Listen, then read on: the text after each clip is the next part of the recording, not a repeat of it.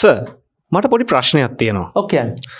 හවස 6ට 7ට good evening ද කියන්නේ නැත්නම් good night කියලාද කියන්නේ? මට උතන පොඩ්ඩක් පැටලෙනවා. හොඳ ප්‍රශ්නයක්. ඔයගොල්ලෝ මොකද හිතන්නේ ඒ ගැන? දන්න විදියට මම නම් good night කියලාත් කියනවා. මට ඒක පොඩ්ඩක් හරියට පැහැදිලි කරලා දෙන්නකෝ සර්. ඔව්. දැන් උදාහරණයක් අපි හිතමු. අපිට කෙනෙක් අපි හමු වෙන්න එනවා රාත්‍රී 7ට 7:00 විතර.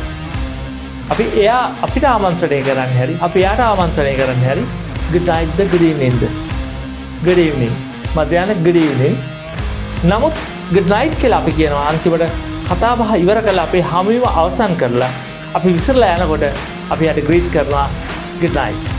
ඒ කියන්නේ ඒක තමයි සමාප්තිය. නැවත මුණ ගැහෙන්නේ නැහැ රාත්‍රී කාලේ සමුගැන්ම.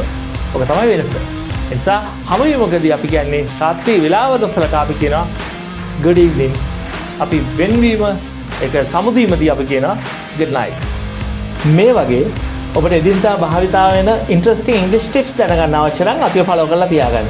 ඒ වගේම නව්‍ය කරණය වූ අලුත්ම වැඩසටහනකින් ඔබේ ඉංග්‍රීසි ප්‍රශ්නයට ෆුල් ස්ටොප් තියන්න ඔබට අවශ්‍ය නම් මෙන්න මේ WhatsApp අංකයට මෙසේජ් එකක් දාන්න.